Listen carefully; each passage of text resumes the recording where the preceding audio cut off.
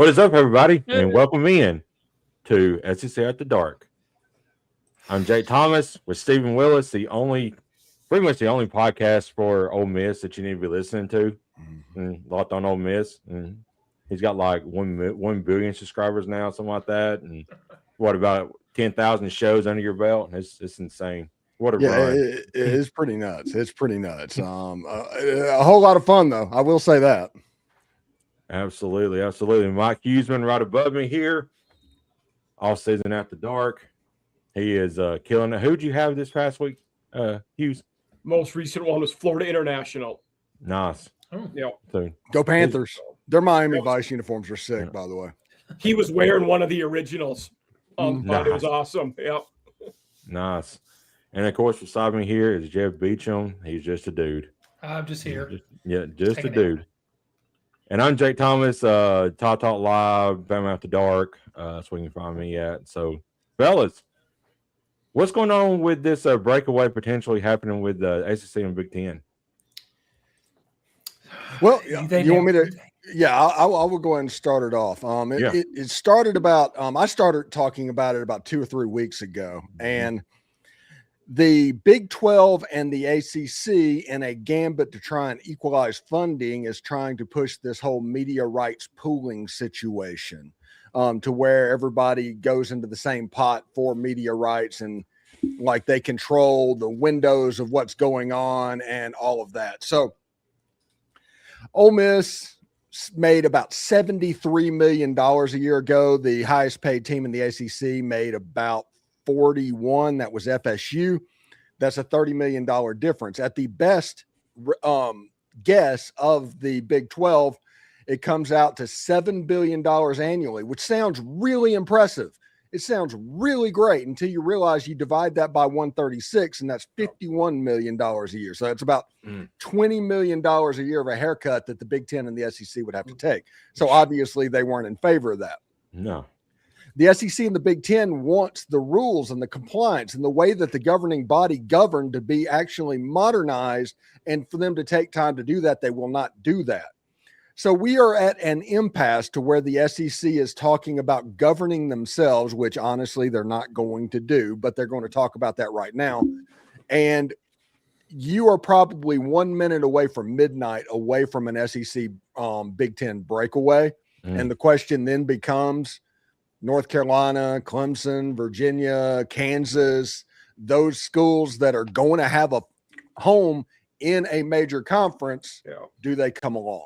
And there's a chance, I think 48 teams or something are on their own in the SEC, Big Ten, Super League, whatever you want to call it, Premier League of college football, probably within 10 years from where we are right now. It is really, really close and just teetering on a knife's edge. It sounded like Greg Sankey was kind of opposed to the whole thing. Are we just going to go random, or do you think he'll go along with it if the Big Ten wants to do it? Or? I think they will absolutely go along with it. Now, there has to be some posturings like, hey, we will stick around if you will help us out and kind of do what we want and all of that. But at the end of the day, they had a meeting today where they talked, we'll do something a little bit different, do it on our own if we can't get it from the NCAA.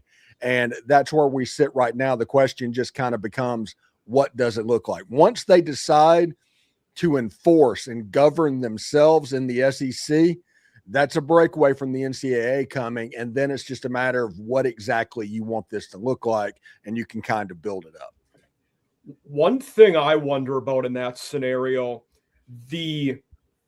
obviously the heavyweights will be the driving forces here, but your more pedestrian schools in the SEC and Big, your Mississippi States, Rutgers, Maryland, are these schools involved in that?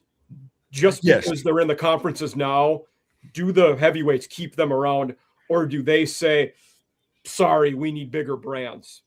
No, they will not do that for this singular reason. They do not want an 11, 12 game schedule of nothing but how they view haymakers being. You want Rutgers, you want Mississippi State, you want that on the schedule One team nobody talks about, I think, is a lock to be in this format is Boston College, because they're the only team in a major market up there. Yeah. That's a good point. Yeah. Well, I guess technically Rutgers is Tony Soprano's team. Yep.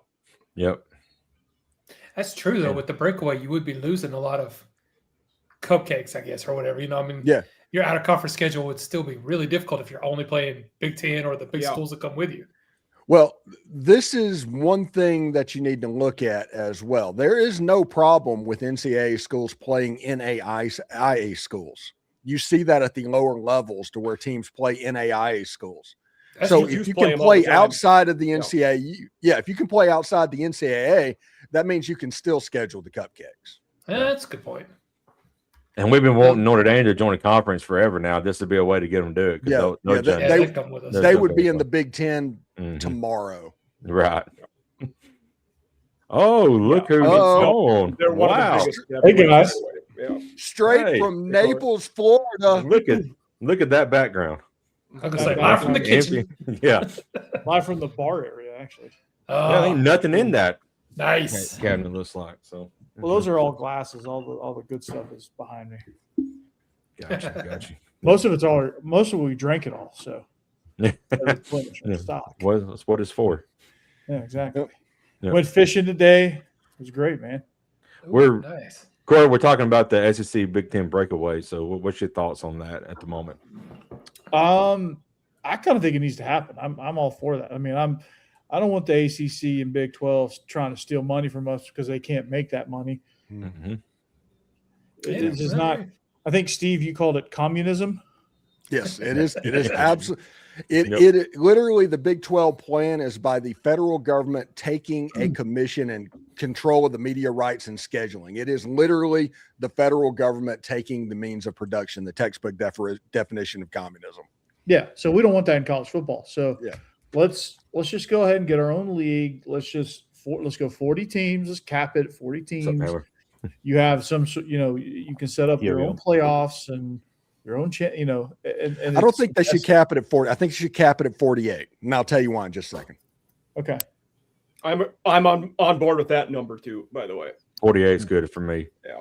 48 means every team gets into their NCAA tournament, whatever they have, and it sets up a nice crisp bracket. Like Ole Miss versus Michigan could be a first round game, which is replacing a 1 versus 16, but Ole Miss actually has a chance to beat Michigan as opposed to Michigan just running through. Yeah. Can we take can we tier this thing and bring a couple of group of 5 conferences with us and have them play their own set too, and just have them govern them too? That would be kind of cool. That'd be kind of It would be really interesting if you wanted to do it. They would never do it because of what it would mean, but have kind of a promotion and relegation like European soccer. You can set that up. That would be I'll take the Sun Belt.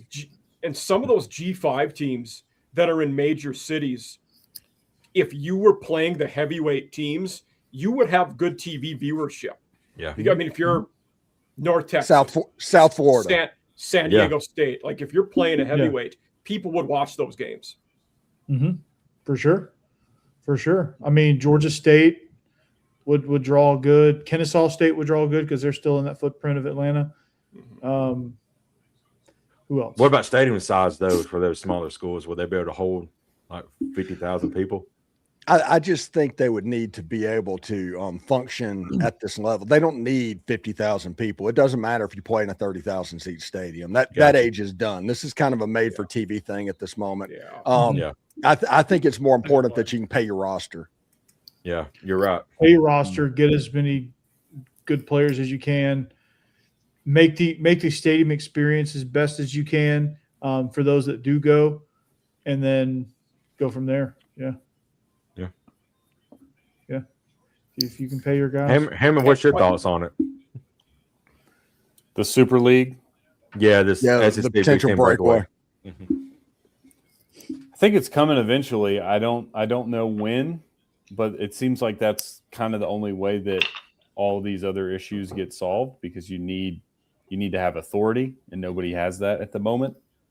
I think I think 48's a good number. We were talking a little bit about that last night on Biscuits and SEC. Like, it was a very good segment. You guys, yeah, did a good job. Basically who's in control, right? Because if the SEC and the Big Ten do split away, then from that point forward, there is no SEC and Big Ten, right? So there's no loyalty to Rutgers, let's say, because hey, we're starting this new thing. If you're not competitive or investing or have a good TV draw, like, it's not about you used to be in the Big Ten with me. It's about what can you do for us moving forward. So I don't really know what the number would be, but 48 sounds good because that's the lion's share of your P4, I guess, at this point. And then I like the idea of relegation. They also would never do it, but I love that idea because you could, just it's put something the on ADs the are people are too risk averse, I think, to like that.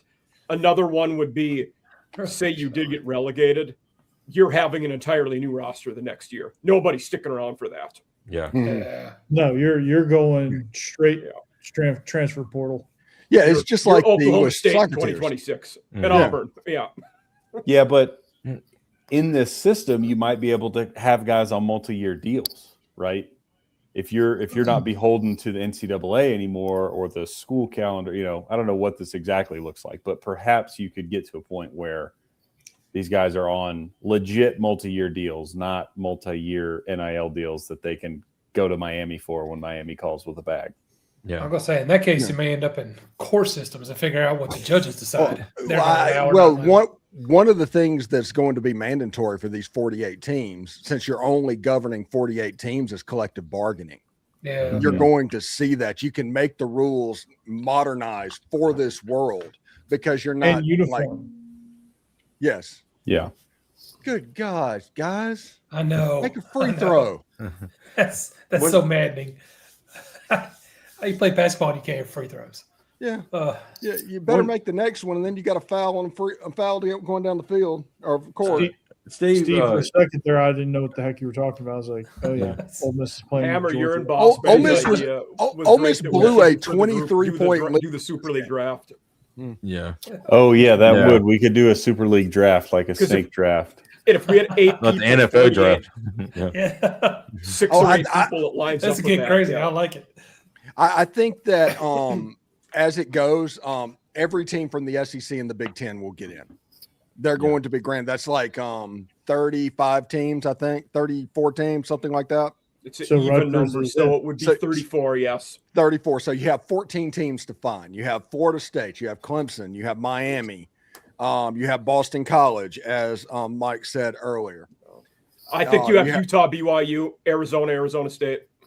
Yeah, North Carolina, Virginia, probably NC State. Houston. But you're going to see, Kansas is definitely going to be in because they're going to try and corner the basketball market. Mm-hmm. I think teams like Ohio, Iowa State, Baylor, that'll be interesting. TCU and SMU. Yeah, I would think the DFW schools. I will also say, people are hating on them now. Texas Tech is in. Their financial power, they will not be left out. Yeah, they're going to get bought in, is what they. I talked with John Williams of Locked On Sooner. Yeah. Cody Campbell, who wants everything pulled, he will make sure Texas Tech gets a seat at the table. It might cost $1 billion, but he'll make sure that happens. One of the interesting things about this, if it were to happen, and Steve, you brought up within possibly the next 10 years. So let's just say it happens in 8 years from now. Will Greg Sankey still be the SEC commissioner, or will a new commissioner be one delegating all of this? Yeah, I hope not, because his 9-game Great conference question. schedule, his 9-game conference schedule thing, was one of the biggest mistakes that I can remember. It was set up around a system with automatic qualifiers. He caved to public pressure, did those in, and then all of a sudden you just added 8 losses to your team. His contract runs through 2028, so I don't know if he'll get extended or not. But so who would be the? He's 61 right now, so who would be the? He probably won't be there then, honestly. Right? They just hired especially somebody because from a professional league. Yeah, you'd have to get somebody pro because he probably just wouldn't want to take that on. Right. quit his job with the Predators. Hunter Yurchek could probably do it if we asked him nice enough. No. He would have to think about it. Oh God. Corey, stop. You need to find somebody that was in the top 2 to take the NFL commissioner Roger Goodell's job next, and hire the other one. It's probably an NFL GM. Mm-hmm. Yeah, Jerry Jones, or like a president. Jerry Jones. No, God, no. No. Yeah, I mean, if you look at like viewership or dollar signs, it's the NFL and then college. So in theory, whoever held this role, probably would be a very high up person from the NFL, because it's basically, the only sports job less powerful than the NFL commissioner. I wonder if Tony Petitti would leave his current job to do it. Realistically, he would make sense as Big Ten commissioner. A guy like that could do it. Troy Vincent is the second highest position behind Roger Goodell, and he is NFL. That is football, true. So, and he would be interesting because whatever this thing is going to be is going to have a singular leader at the top. There's going to be an SEC commissioner, a Big Ten commissioner, whatever's going on. They do their AL, NL thing. There's going to be somebody at the top. Yep. So that's the person that probably needs to be the professional, and then you have the SEC and the Big Ten doing their thing. Right. All right, guys, rebound the ball. Rebound. Rebound. You got to rebound it. Yeah, we got Tennessee and Vandy in a 3-match. Mm-hmm. The 3-match is the third rematch. Just so you know. Did Gamecocks and Sooners tip off yet? Not yet. It's after this game. Okay. 30 minutes after or something like that. This game's taking its time. I stopped caring about a weekend. There we go. Yeah. All right. At the dawn, then got beat. I bet you just kind of now the question, because they'll still be a 1 seed. The question is, at this point, does Ole Miss own Georgia? Ole Miss is just having a great run. They're having a great run against Georgia. Yeah, they won 14 games this year, and 2 of them was at Georgia, and 1 was in the Stegosaurus. And the playoff happened. And right now, whatever it is, it's crazy. That's true. I think whoever wins this, which probably going to be Ole Miss at this point, plays Alabama next, I believe. Yeah, they'll get Ole Miss. Yep. Which good for them. They were terrible this year, but I was gonna say normally that'd be great because Ole Miss was bad, but they're on a roll right Steve, now. are you doing a reaction to this one? No, I quit doing basketball reactions a long time ago. Hey, it's all about getting hot at the right time, and looks like Ole Miss is getting hot. That's true. But they still have 3 more games to win. They no way they have the legs to do that. You think Auburn should get in with their record? No, heck no. And Miami of Ohio absolutely should get in. I agree. 31-1. Yes, Miami of Ohio should get in. Yeah, I agree. And if they don't, I don't think Auburn has any business. Yeah. And they should get in not in the first 4. They should just get in. They should be a 12 or a 13 on their own in the tournament. I agree. Even in that league, it's impressive to go, undefeated the entire season. I mean, they're probably tired. That's the reason why they got beat today. And my gosh. Yeah. Yeah, especially did y'all see the article about all the teams they tried to schedule? Yeah, I did see that. Okay. Yeah. Oh. They tried wanted to schedule the Lakers, the Oklahoma City Thunder. Everybody said no.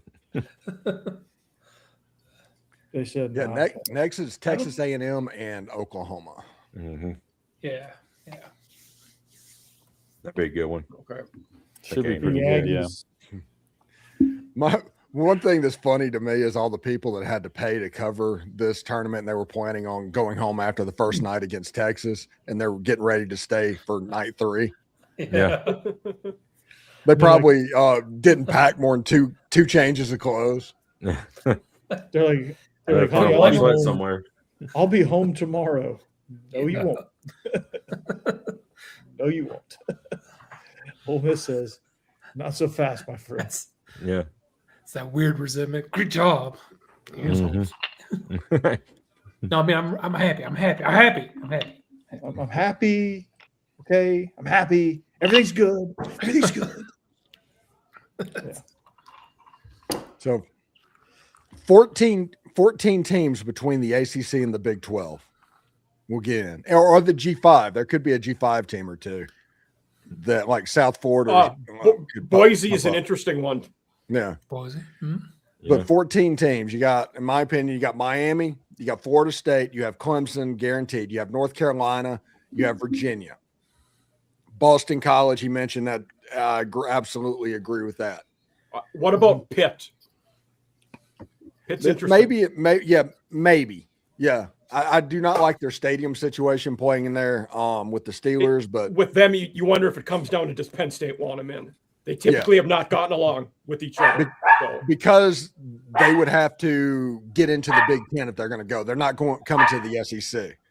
Now, Notre Dame, that's a home run. They're absolutely in. So that. If you go to the Big 12, you have Big 12, you have. Let's go back there. Louisville's interesting because they're good at basketball and they're Kentucky's rival. Yeah.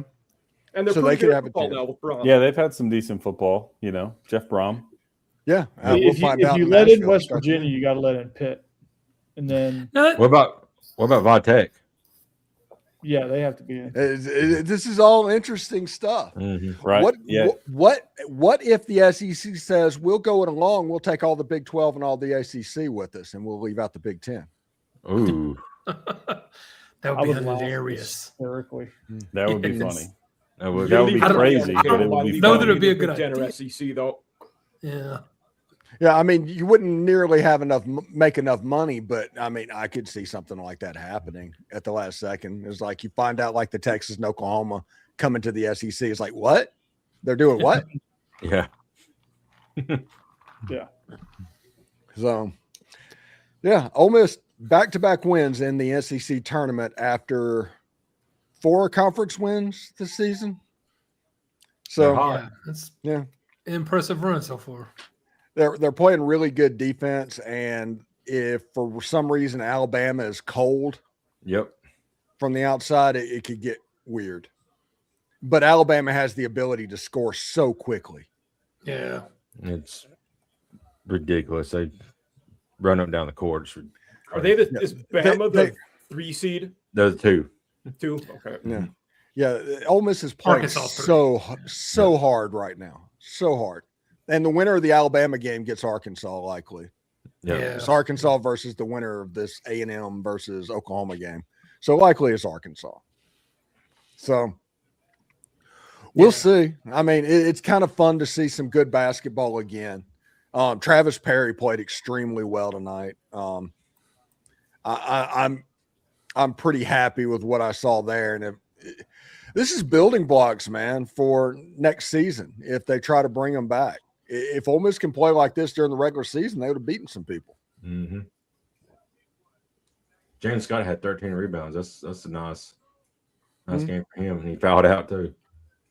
Yeah, he fouled out. There near the end. Yeah, over a play that he just made a mistake. He tapped the ball out instead of grabbing it. Be right back, guys. And instead of doing anything, it kind of ran him into a foul. Gotcha. But yeah, I'm pretty excited. I'd rather play a team like Tennessee in the tournament than a team that's just on a roll like Ole Miss is. Mm-hmm. Tennessee's roll up and down anyway. So, but yeah, Auburn, like I was watching the Auburn Tennessee game, and Auburn was up like 13 points. And I was like, holy cow, the Tigers are ready to play. I walked out of the room for like 5-10 minutes, and Tennessee was up by 10. And I was like, what happened? They could not shoot in the first half. I don't know what was wrong. But they went on a 10-0 run at 1 point, or 20-0 run. Wow. At least 15, yeah. No, it was absolutely nuts. Yeah. And we're finally back to healthy too, which helps, but still. It's they're not a Final Four team or anything, but good. Amen's good though.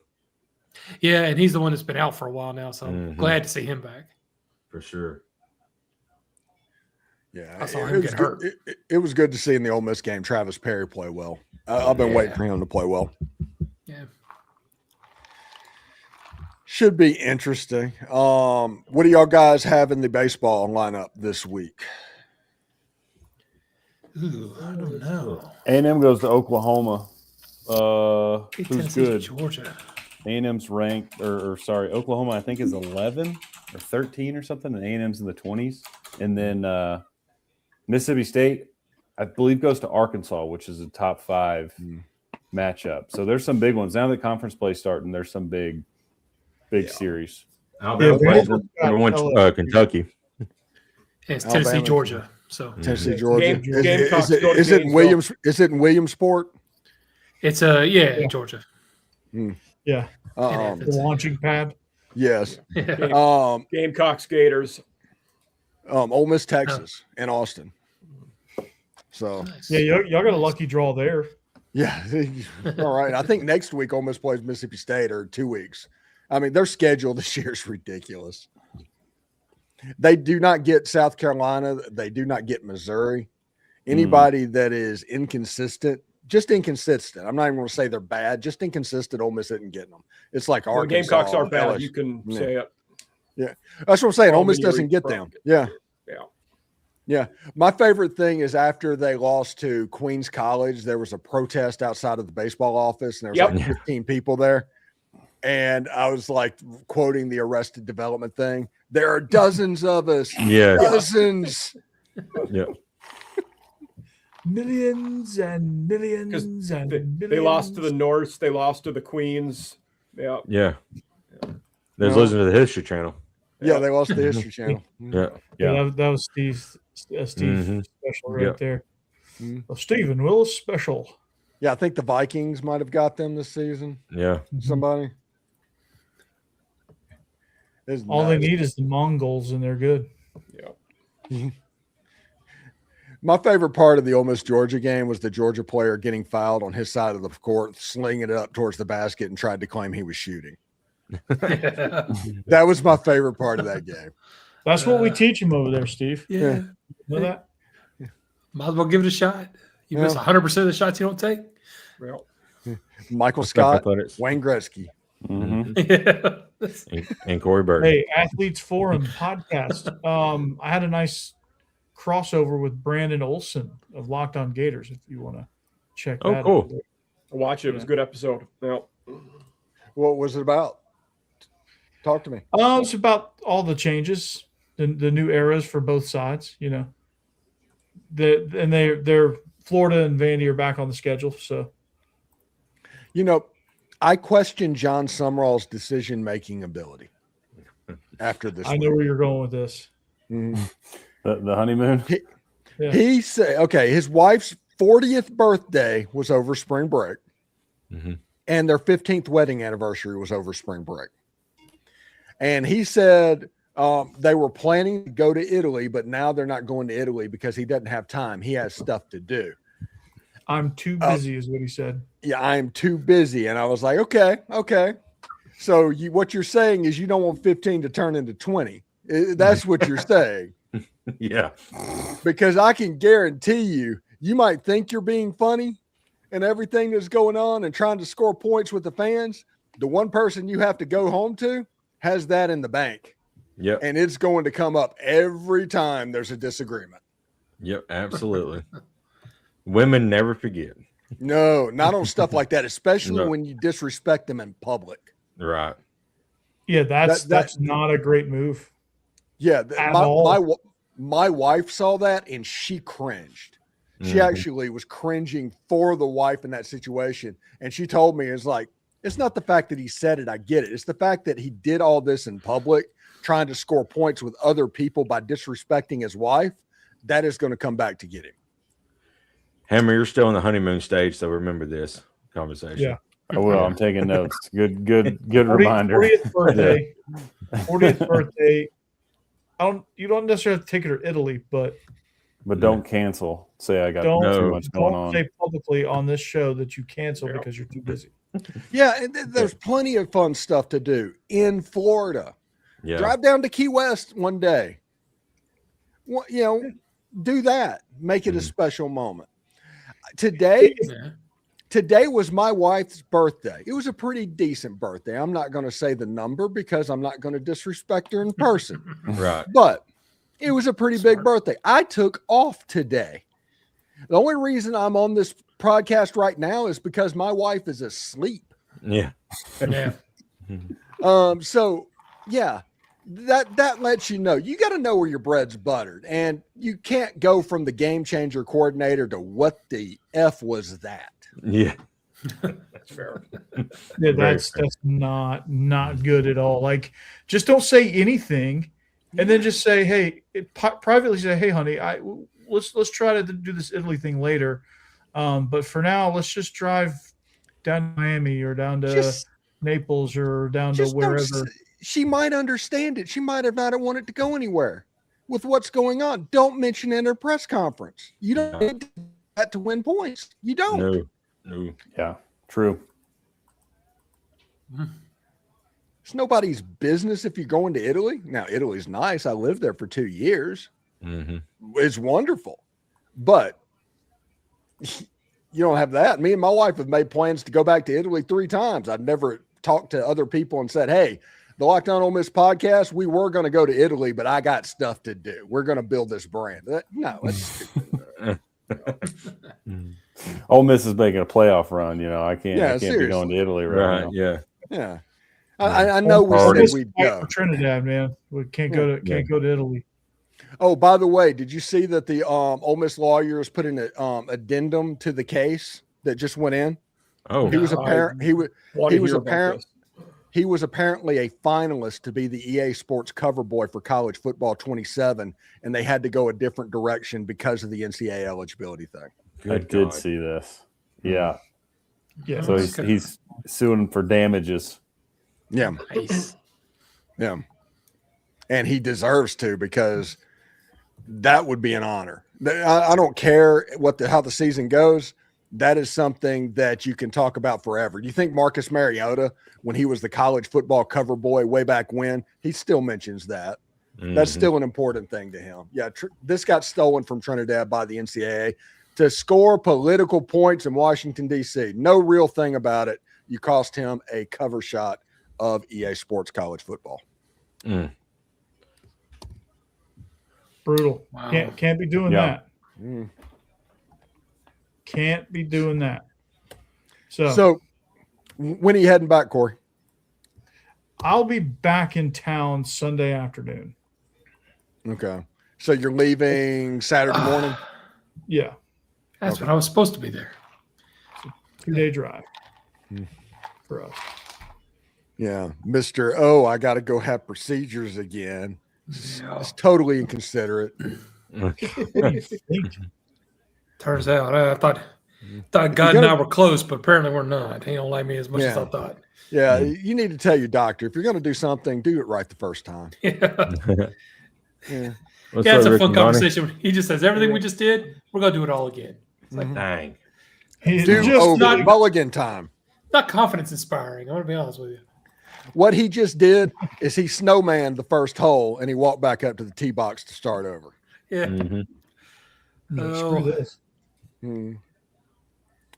Just why'd it have to be my tee box? You see images all the time of like procedures going wrong, and they leave a scaffold. No, we're not doing that. Yep, not doing that. He was happy right after doing it. Thought it all went great, but apparently not. So whatever. It'll be fine. You're good. Yeah, the fact that they are taking time to do this as opposed to just trying to figure out what's going on like they were, that's actually a good sign. Yeah. But it is kind of a pain that you still have to do it. Now, Monday or Tuesday, it's basically have you ever seen like ER when they break out the paddles and go clear? They're going to put Jeb under and do that to him. Yeah. Except weirdly enough, they put one on the front of one on the chest and one on the back and go that way instead of both on the. I guess because in an emergency situation, the person's laying down, you don't want to move them around. But it also makes sense because the one on the left side, or like the one in their left hand, it's not over your heart or anything. It's in an odd spot where it's not really doing anything. It makes sense having both of them near the heart. Yeah, that's true. That's true. Yeah, just either side of the heart, just chucking it in. And so that's Monday. In about a month, they're going to do the thing where they actually burn his heart. Yeah, they go into an artery. Hold on, what? My heart. They cauterize spots on the heart. They go in with like a little tube and find the spot they want and just burn it. They put a soldering iron in there, essentially. Yeah. Slice him open, takes a cigarette, and just touches it. Take that. The worst part is they have to go through an artery, and the artery they choose is in your leg. So they actually cut my leg to get my heart. Oh, gosh. It's annoying as crap. Yeah. But whatever. So that one I will be at. I will not be at the one on Monday. Yeah, no. The Monday one is a in and out thing. I'd only be there a couple of hours. Yeah, that's one of those things where your mom just drives you in. At this point, she's been to the hospital 4 times. Yeah. You go to the M. Scott and you make a right and you'll see it. Yeah. I do fine after it. It's just I had anesthesia, so they won't let you drive. Yeah. She don't need Waze app anymore to get her there. She knows exactly where it's at. It's easy. It's like it's one turn. Mm-hmm. That's true. That's nice. So you kind of get familiar once you go to it a couple of times. Like when Cassie was down in Birmingham, like maybe the first 2 trips when I had to go down there on the weekends, I used Waze or something like that. But after that, I memorized where it was at and no problem at all. Just go. Yeah. It's pretty cool. It's pretty cool. Locked On Vandy on YouTube. That's where you can find the crossover. Locked On Vandy. How many subscribers you up to now, Corey? 1350. Nice. Yeah, good stuff. Then tomorrow I'll be at 1347, and then the next day I'll be at 1352, and then 2 days after that. That's part of the year, man. And starting in July, it'll start working again. Yeah, it will. But this part of the year is the off seasons where you make money, and the off season where you find new stuff that works. Like me, for instance, I am changing the structure of my show every day to try and find something that works. With what's going on, I've probably cut 45 seconds off the intro going in. So yeah, this time of year is about finding stuff that works for me. Well, like your intro after the video or your cold open? The intro after the intro. Like today on the show, we talk about this, and this. As opposed to a paragraph of what's going on in each story. It's real quick. Boom, boom, boom.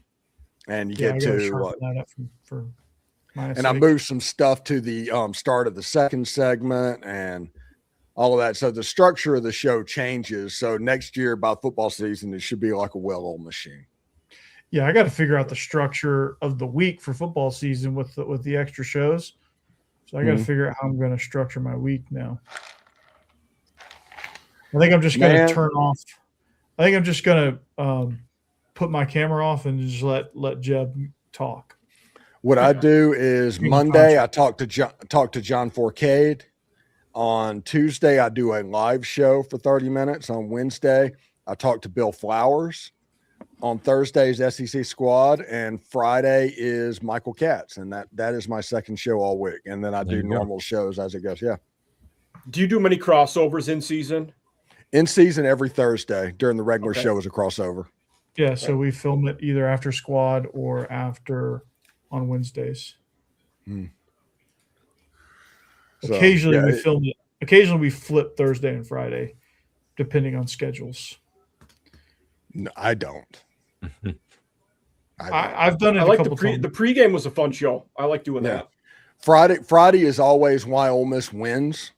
Thursday is the Know Your Enemy show.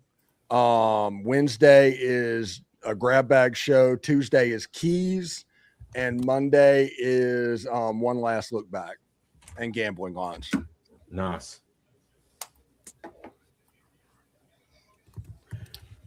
Steve, I got a question for you. What's up? I saw you mixing it up with some LSU folks on Twitter. What? Can you explain what's going on with this lawsuit against LSU? Oh, it's fantastic. Yeah. It is LSU's worst nightmare right now. But awesome. I do think that everybody needs to do this. This needs to be the standard operating procedure of everybody. Yep.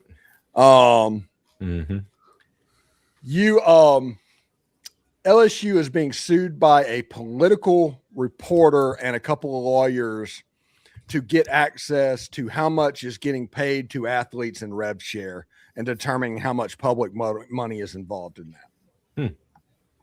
So basically what this is just a roster of how much everybody is getting paid. I mean, shouldn't that be a Freedom of Information Act if it's public money? It is, but they're trying to do something a little different, and they're going to play because they are so secretive about that, because the system is broken. If they have to do this, you're going to see a junior. Let's say, I do not know these numbers. I'm just making up numbers right now. But let's talk about a junior linebacker, Santarin Perkins at Ole Miss. Let's say he is making $1.2 million. Well, the edge they just recruited is likely around $2 million. So when those numbers come out, the junior is going to see that the freshman's making a bunch more money and not even playing. What do you think is going to happen then? All right. Right. Yep. Yeah, that is the reason it's a big deal. That's the reason LSU fans are being extremely weird about all of this. And they're like, hey, you should we'll see if you're smiling when Ole Miss, if this happens to Ole Miss. It's like, I'm in favor of this happening to everybody. This is the next phase of the evolution of it. But it is absolutely hilarious that it's happening to you, because we know what Lane does. We know how he operates. It is very funny. Okay, yeah. So that's kind of what I thought just from looking online what was going on, but I didn't have time to really dive in. But I did see you mixing it up in there. So I appreciate you doing the due diligence there for us. Yeah, for some reason I just had the urge to talk some shit this week. So you did. And yeah, it's just the funny thing is the water carriers for LSU, not the real reporters, not all of that. The true water carriers are what's going on. They're working overtime right now. You're trying to gaslight that Lane Kiffin did not do something wrong by going to LSU. They're constantly trying to fight that. They wouldn't let him coach the playoffs. Oh my goodness, Ole Miss. Mean old Keith Carter picking on Lane Kiffin. They're playing that game. They're all of this other stuff's going on. Man, they're busy at the moment. The water carriers are. Well, it's not the leaving. Leaving in itself was okay. It's the way it went down. Yes, right. Exactly. Yes. That's how it always works with him. Yeah. And everybody said, okay. In the middle or at the beginning of November, Lane Kiffin, everybody knew it was ironclad. You can either coach in the playoffs or you can coach somewhere else, but you can't do both. The moment you chose to coach somewhere else, you made the choice to not coach the playoffs. Therefore, it's nobody's victim of them setting the rules of the game. That's called having an employer of the situation. And that is called accountability for your choices. He wanted to try and push through coaching in the playoffs, and that's the reason he held Ole Miss hostage the way he did. But it was not mean old Keith Carter. Lane Kiffin chose to go to LSU and enjoy it. You have all this money. You're basically going out to private equity, trying to make some money because you're putting all this on the credit card. Have some fun. Enjoy it because the bill's coming due. Yeah. I wonder if this does go through, I guess, or whatever the reporters get this information, if every other school will then see a lawsuit on their table with reporters they're trying to get the same info. There will absolutely be copycats. Yeah. And let's be completely honest. Let's say the SEC and the Big Ten break away and talk about that. The transparency of the rev share needs to be a condition of breaking away. Everybody's going to know how much this quarterback is getting. Right. We're going to actually set the market instead of letting the market raise up incrementally by $1 million every year. Yeah. I will be curious in that situation how much the private schools would divulge your Notre Dame, Vanderbilt, USC, BC, Northwestern, maybe Stanford if they're in. I don't know that they do. But SMU, like how much do they share? Do the other schools force them to sign that you will share this if you're going to be included. They'd have to. I think it should be in the membership contract. Yeah, I agree. Force them into it. And people like Notre Dame and SMU, they just want to be a part of the party, so they'll sign whatever you put in front of them. Yeah. Notre Dame's like, what? You want us to be? Okay, we'll sign wherever you need to. Yeah. The two that I'd be worried about is Northwestern and Vandy, because they know they have a seat at the table. Yes. Yeah.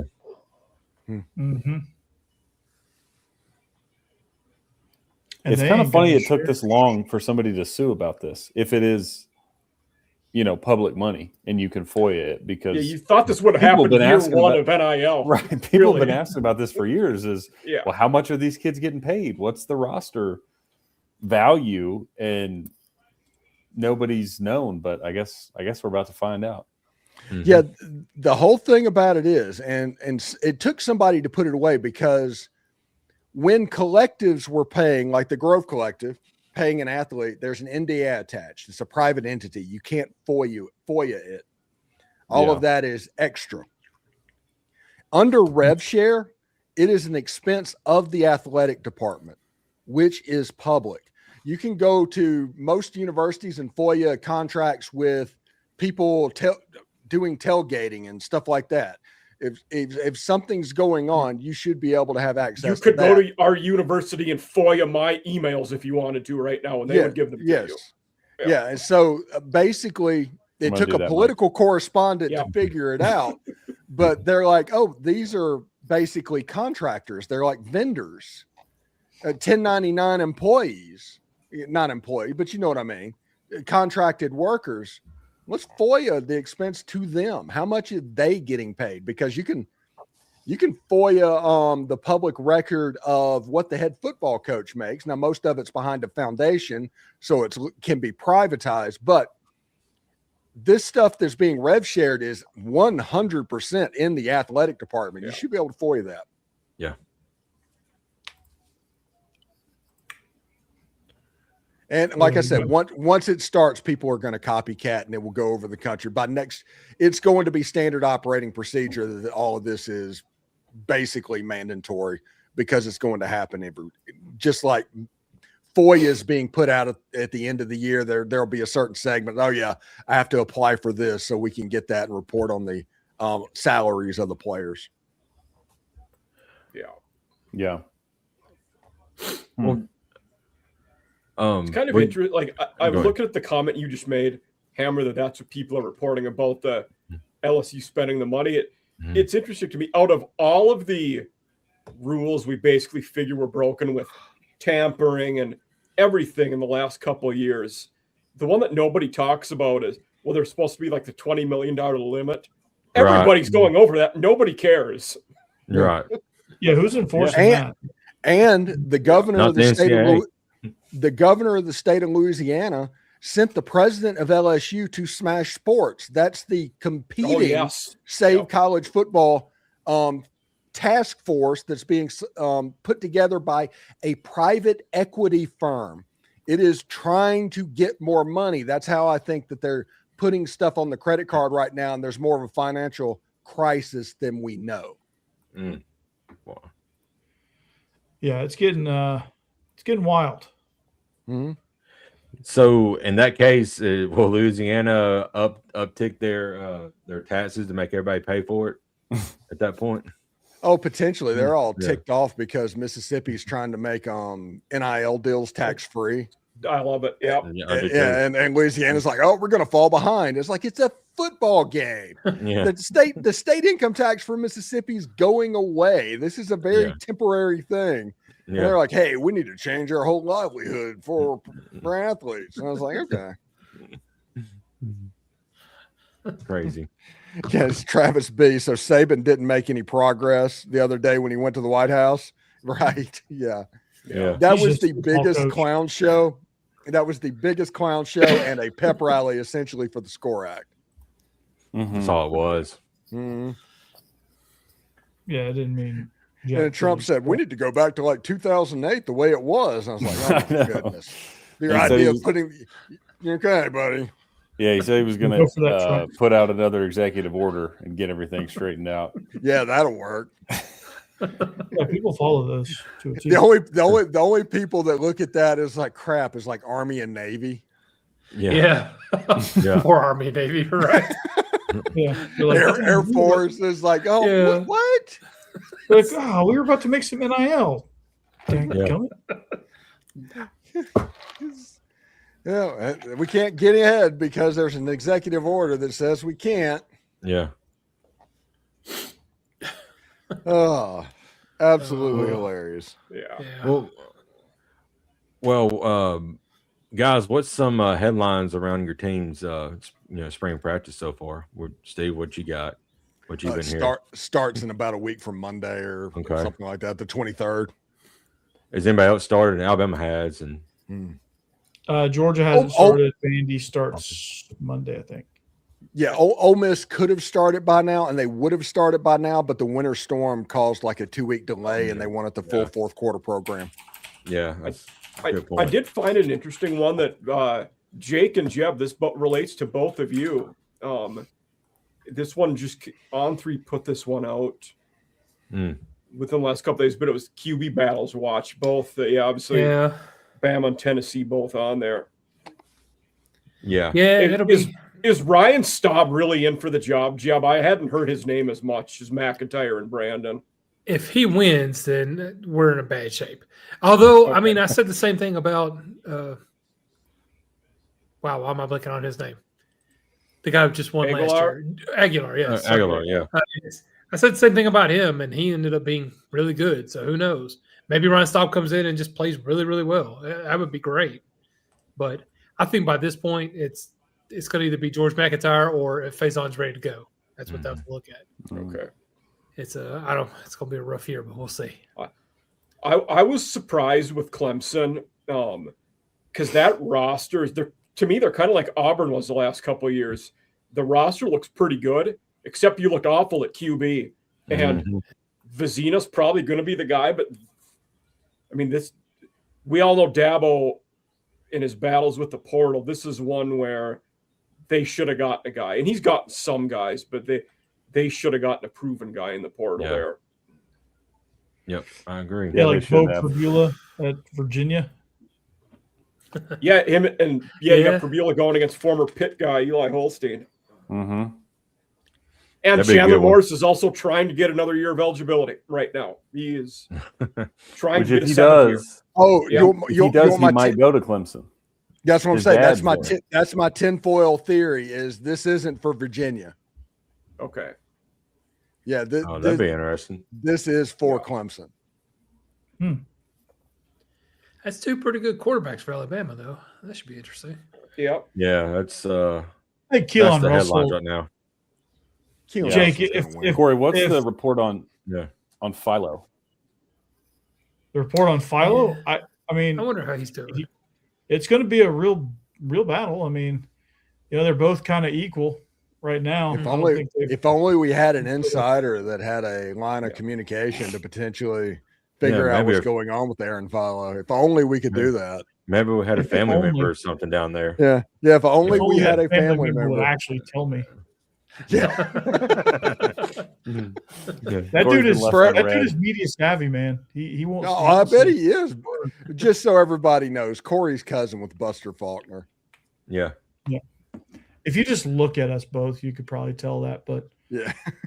Then again, if you look at me and Will Muschamp, you would think that, and I'm not related to him. So that's true. So there's that.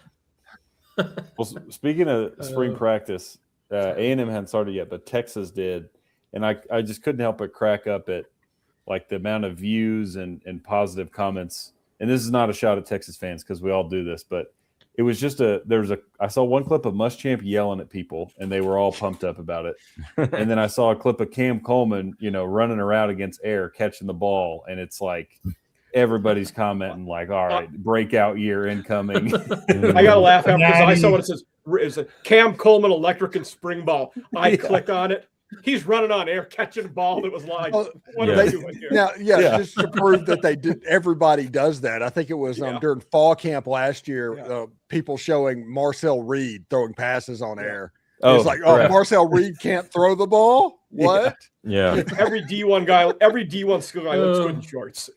Yeah. Yeah. Right now. Yep. I know. Yeah, I was laughing. I saw some three-quarter reply on speed this route on there. Muschamp. Yeah, this Muschamp video is like, finally we got some intensity on defense. And it's like an individual drill where they're like going 3/4 speed, learning coverage techniques. Yeah. Didn't a year ago, not last year, the year before, didn't they have like the best defense in the country? Yes. Yeah, when they ago, they were. Yeah. So when why they went are to they the saying semis. final? Yeah, finally. Oh, we finally put it together. Yeah. The same guy was calling the defense, right? Yeah. Yep. Yeah, Paul Kwiatkowski. Yeah. Yeah, that Did guy. he get hired anywhere? Arizona Cardinals. Oh wow. Dang, okay. Yeah. He went to the Yeah. NFL. The NFL is known for hiring bad football coaches. That is one thing to count on. You don't really coach. You just kind of like, okay, here's your role. Okay, go do it. No, I think you coach because the way it works in high school is just best athlete wins.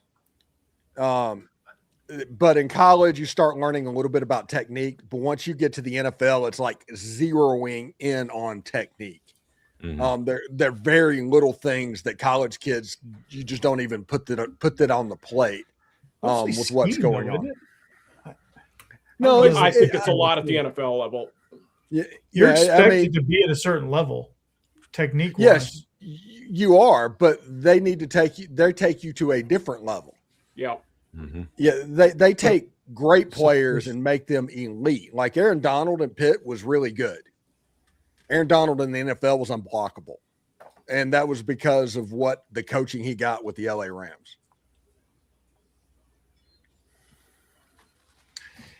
Oklahoma is beating the crap out of A&M.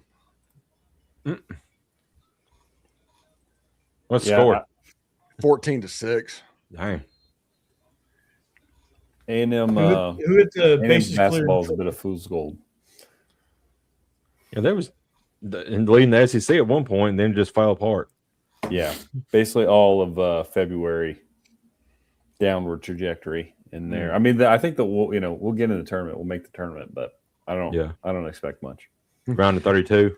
Rick and Body says they need to strike oil, by the way, in Tuscaloosa. It's good. And that, by the way, Rick and Bonnie, one thing, this is a very true story. The way that Alabama was formed was through area that Mississippi didn't want. The whole thing was the Mississippi territory. So they were like, hey, you can take all of this, just leave the Mississippi River and all of this to us. And the point is there's probably not any oil in probably Texas not. or in Alabama. Yeah. If not, Jake will be a landman and he'll buy us all. Yep. Yeah. I tell you what, that show has done some wonders for me. Yeah. I get 3 comments a week talking about how I sound like Billy Bob Thornton. I love it. All they've done is just transition from Sling Blade to Landman, right? Armageddon. I mean, he plays the same character in every movie. Bad Santa. Man. Bad Santa, yeah. I haven't seen the Bad Santa one yet, but That's pretty hilarious. good. Yeah. I mean, I've seen the movie, but I haven't seen a Bad Santa reference in Steve's comments. No, unfortunately. Yeah. No, it's always Sling Blade. Was always Sling Blade by opposing fans, and Ole Miss fans like it would be Armageddon or just Billy Bob Thornton. But Sling Blade, that is a way of telling me that I am mentally impaired, and that's the way they do that. But I don't care. Whatever. Yeah, this idiot Stephen Willis got another take wrong. Yeah.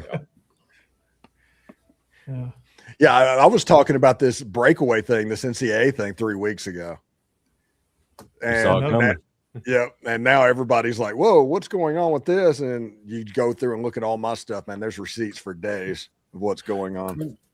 Real quick before we get off, I posted something in our chat today, and I don't know if anybody saw it, but Mike, you may know what's going on more than we do. But what's going on in Chapel Hill when that, the previous quarterback said that they're having issues. He wasn't going to go to the game this year. Was it Marquise Williams, something like that posted that?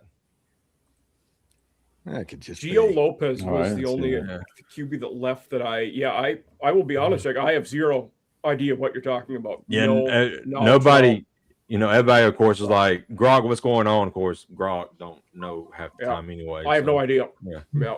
So that's something to keep an eye on, because I haven't heard anything besides that post today that I saw. Yeah.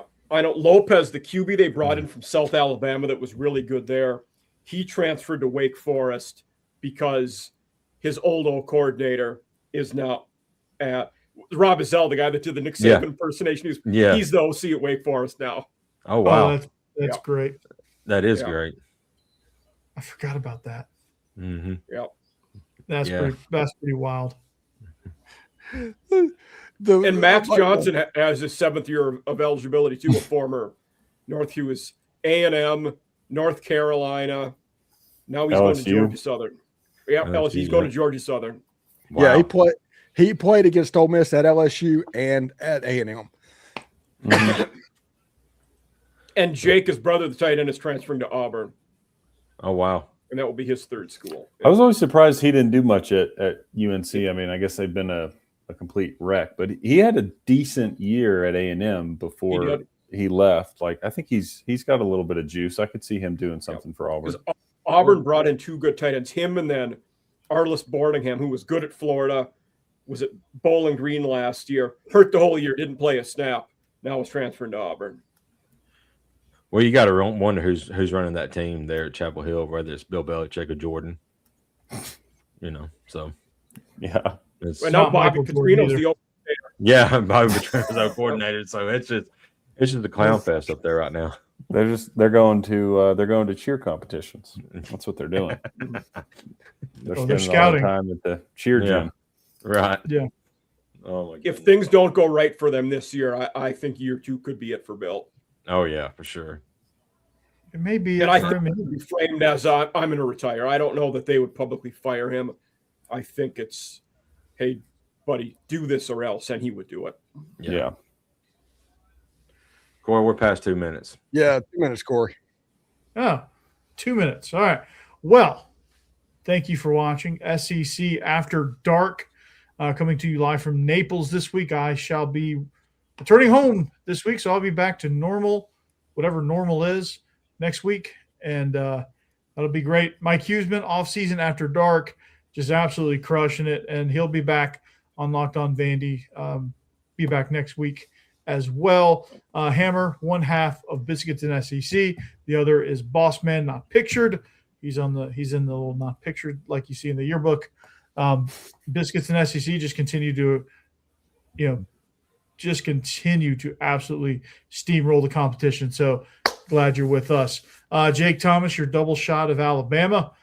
For now, that I don't know if he's going to rebrand or not, but for now, it's double shot of Alabama, Bama After Dark, and Tide Talk Live with Stacey Blackwood. Almost blanked on that for a second, dude. Jake, if you're an Alabama fan, you want to keep up with this quarterback battle, go check out Jake. He'll give you all the answers, all the insight on that. I think it's going to be Keelan Russell. That's who I think it's going to be. All right, that's my prediction. I don't know if we're going to know that prediction until we. And I'm on Mac on that one. Yep. Yeah. So it's definitely Mac. Okay. Jeb Beacham. He's a dude. I think you could start a vast array of podcasts at this point. Medical dramas, movies,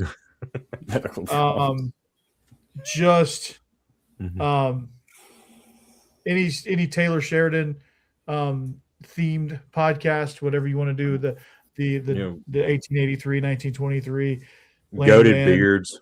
Which 1923 was essentially a snuff film. I'm still angry about that. Yeah, me too. Yeah, that was, I watched, I was like, oh, yeah. It's like, what are you doing? There's so many storylines you could have followed, and you went there. And that was Stephen Willis. Real quick, did y'all see the Titans uniforms released? Yes. No. Yes. I saw they released. I've not seen them officially. Mm-hmm. I need to look. They are not the Houston Oilers. They are very inspired by the Houston Oilers, and they look really good. Good to know. And that's Stephen Willis. He is the most watched Ole Miss podcast out there. I about said he's the most watched Locked On Ole Miss podcast. Like there's multiple of them, but he is the most watched Ole Miss podcast out there. Be sure to check him out. I think he's up to like 17 billion subscribers. I think he just surpassed Pitbull on the all-time streaming list. So you're in good hands there with Locked On Ole Miss. I'm telling you, now you're going to have Miami fans in my comments. Hey, you need them all, man. 17 billion, you get them all. I'm sure some Boise State fans are going to jump in because I think we talked about Pitbull on the most recent offseason After Dark because FIU's Pitbull Stadium. Yeah, exactly. True, they are. Yeah. Oh. Is that the first stadium named after an artist? Yeah, he paid the naming rights for. Yeah. Technically, Marshall Stadium is named after an opera singer from like the 40s, if we're counting them as artists. So, yeah. So not the first. Got it. Yeah. Got it. Hey, here you go, Corey. Oh, those are sick, I like those. Mm-hmm. Those are sick. I like the crest. It's so simple. Are the helmets staying the same, just different colors? It's the Tennessee Titans logo without the flames. So it's just the flag circle with a T. And yeah, there you go. Mm-hmm. It's the TriStar crest with the T. And then is it what you said? It's white helmet? White helmet, white face mask. Those are sick, dude. Those are absolutely filthy. I love the freaking blue jerseys. Yeah. Those are guitar strings on the sleeves, right? Probably. That good grief, that would make sense. Yeah. Yeah, that sounds about right. Okay. Tyler Rowland is very pumped up about that. USA based, the USA World Baseball Classic better get their act together. Shouldn't also them not be. Yeah, they got Canada. They got Canada tomorrow. So yeah, no pressure. All right, we're gonna get out of here. The good news is, I think the Italy game was fixed because now USA versus Japan is set up on different sides of the bracket. Oh, makes sense. Makes sense. Shohei versus the United States in the finals. So, okay. Well, on that note, we are SEC After Dark. Make sure you join us every week as we talk about all kind of stuff and mostly off the rails at this point as we charge this train off the tracks heading towards football season. And we'll see you back here next week. Go Dogs, anchor down. Go Vols. Howdy toddy. Bro Todd. Dig 'em. Boomer sooner. In stream.